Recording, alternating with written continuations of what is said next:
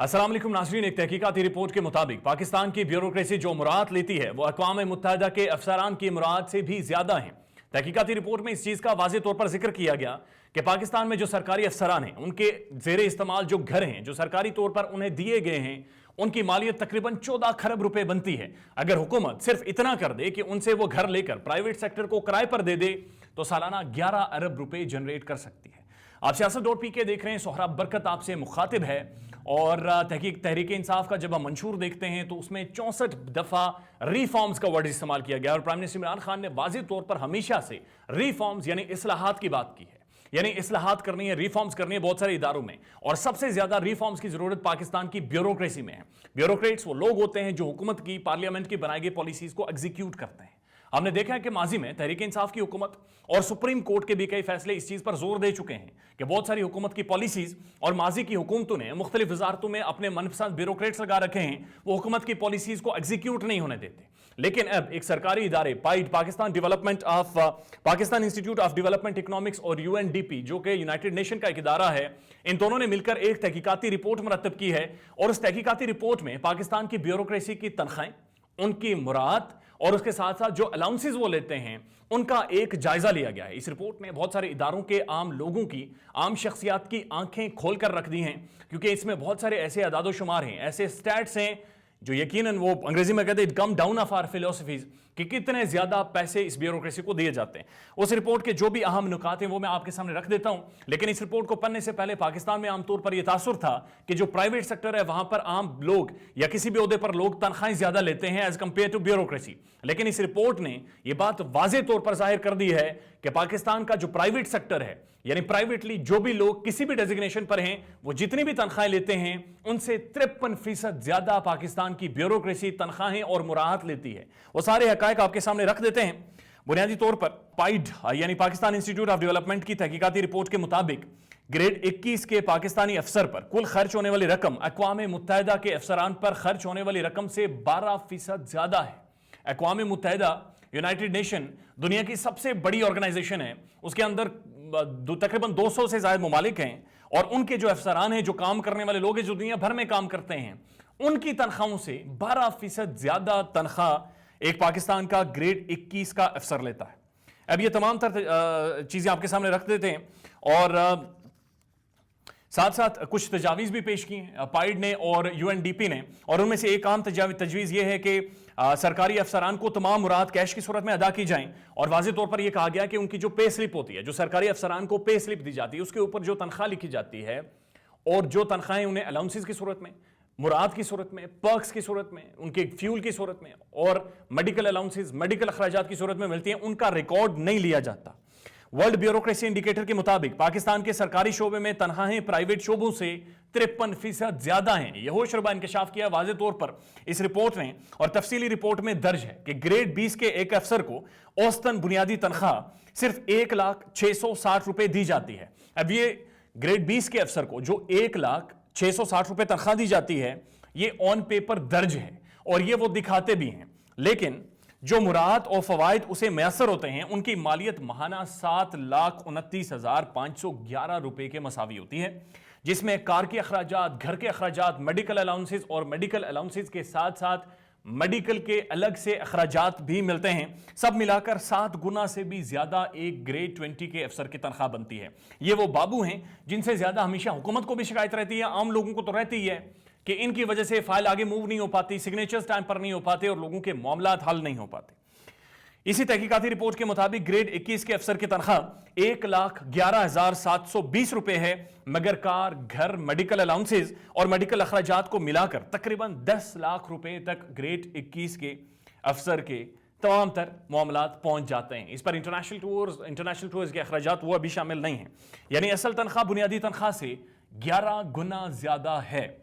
Grade 22 के अफसर की तनख्वाह औसतन 1,23,470 रुपए है, मगर घर, गाड़ी, मेडिकल मिलाकर 11 लाख रुपए बनता है और वाज़ेह तौर पर यह भी तनख्वाह यानी 11 गुना ज्यादा बनती है। لیکن اگر آپ ان کی پے سلپ دیکھیں تو اس کے اوپر جو درج ہوتی ہے وہ 1,23,470 روپے ہے، لیکن اس کے ساتھ ساتھ انٹرنیشنل ٹورز اس میں ایڈ نہیں کیے گئے۔ لیکن جو باقی مراد لیتے ہیں گھر کی صورت میں، بجلی کے اوپر جو رعایت دی جاتی ہے، پیٹرول جو دیا جاتا ہے، میڈیکل الاؤنسز، گھر والوں کے لیے الاؤنسز دیے جاتے ہیں، وہ سارے ملا کر تقریباً یہ 11 گنا سے زیادہ میں ایک آپ کو افسر پڑ جاتا ہے جو کہ گریڈ 21 کا ہے۔ اب یہ پائیڈ اور یو این ڈی پی کی اس تحقیقاتی رپورٹ میں بتایا گیا ہے کہ پاکستان کے وفاقی سیکریٹری،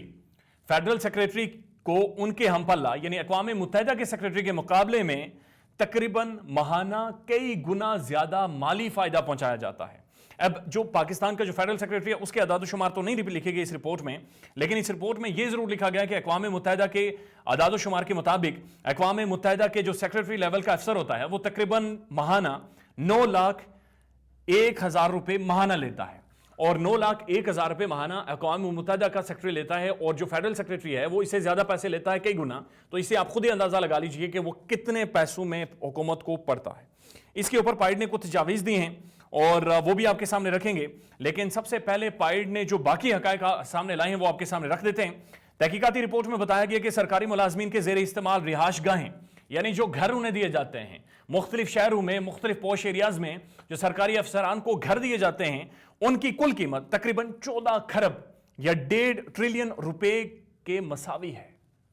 14 کھرب روپے کی بیوروکریسی گھروں میں رہتی ہے، اور ساتھ ساتھ رپورٹ میں یہ بھی کہا گیا ہے کہ اگر ان تمام سرکاری گھروں کو جن میں پاکستان کی بیوروکریسی رہتی ہے حکومت پرائیویٹ سیکٹر کو فروخت کر دے تو 14 کھرب روپے کا ریونیو جنریٹ کر سکتی ہے، اور اگر ان گھروں کو نہ بیچے، صرف وہ واپس لے کر یا اس کے کچھ ایک پورشنز رینٹ آؤٹ کر دے پرائیویٹ سیکٹر کو، تو سالانہ تقریباً 11 ارب روپے کا ریونیو حکومت بنا سکتی ہے۔ یہ پاکستان کے ان بابوں کا ذکر ہے، اس بیوروکریسی کا ذکر ہے جس پر سپریم کورٹ، حکومت وزراء سب چیخ اٹھے ہیں کہ یہ اپنے ٹائم پر کام نہیں کرتی اور وقت پر یہ لوگ کام نہیں کرتے۔ اس کے ساتھ ساتھ رپورٹ میں یہ بھی لکھا گیا کہ گاڑیوں کے اوپر ہونے والے اخراجات بنیادی پے سے بھی زیادہ ہیں، یعنی کہ گاڑیوں کی رینوویشن کے لیے، گاڑیوں کی جو مینٹیننس ہوتی ہے اس کے لیے، گاڑیوں میں جو پیٹرول ڈالتے ہیں ان کے جو اخراجات ہیں وہ ان کی بنیادی سیلری سے زیادہ ہیں۔ یعنی ایک 21ویں گریڈ کا افسر جس کی تنخواہ 1,23,000 ہے، جو بنیادی اس کی سیلری ہے، اس کے گاڑی کے اخراجات اس سے بھی زیادہ ہیں۔ ساتھ ساتھ رپورٹ میں کہا گیا کہ سرکاری افسران کو میڈیکل الاؤنس کے علاوہ ہر ماہ 2.3 ارب روپے میڈیکل اخراجات کے بھی دیے جاتے ہیں، یعنی کہ میڈیکل الاؤنسز علیحدہ سے دیے جاتے ہیں پوری فیملی کو، اور اس کے ساتھ ساتھ میڈیکل اخراجات